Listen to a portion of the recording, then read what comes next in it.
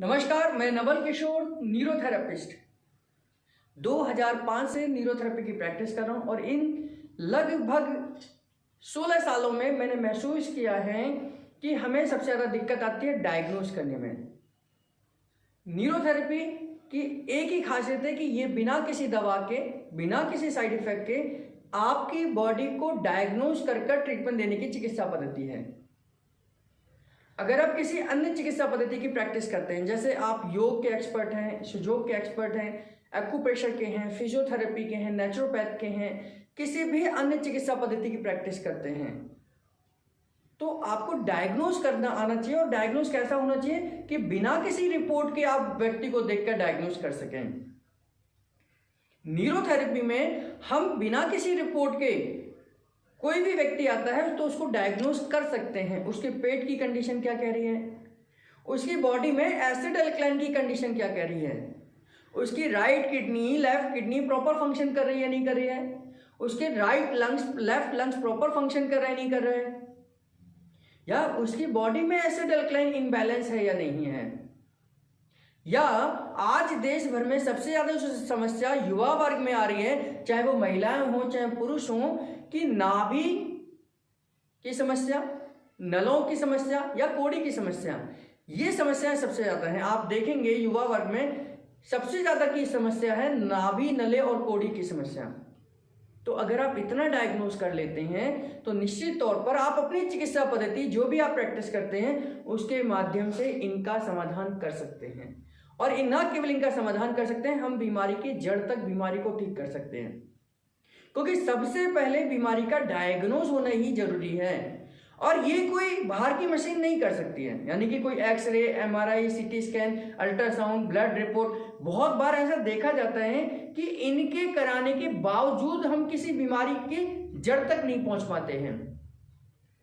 और कहा जाता है कि बीमार व्यक्ति की बीमारी के सिम्टम्स पहले शरीर देता है, यानी कि जब हम बीमार पड़ते हैं तो बॉडी पहले इंडिकेशन देती है कि हम बीमार हो जाएं। जैसे fever not a disease, it is the symptoms of disease, यानी कि फीवर, बुखार आना कोई बीमारी नहीं है, ये बीमारी के संकेत है कि अब आप बीमार पड़ने वाले हैं।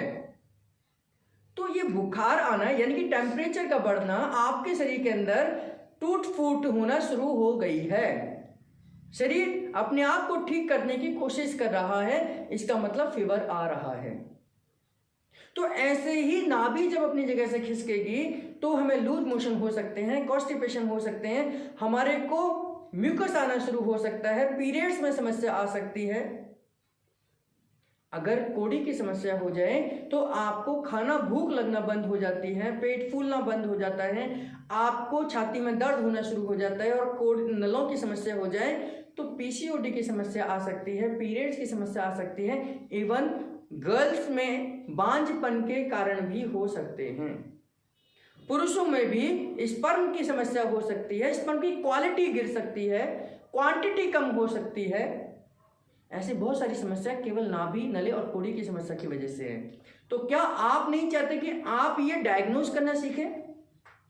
जरूरी नहीं है कि आप प्रैक्टिस के लिए ही इनको सीखें, एक मानवता के लिए भी, दूसरों को गाइड करने के लिए भी, दूसरों को स्वास्थ्य लाभ पहुंचाने के लिए भी आप इस कोर्स को सीख सकते हैं।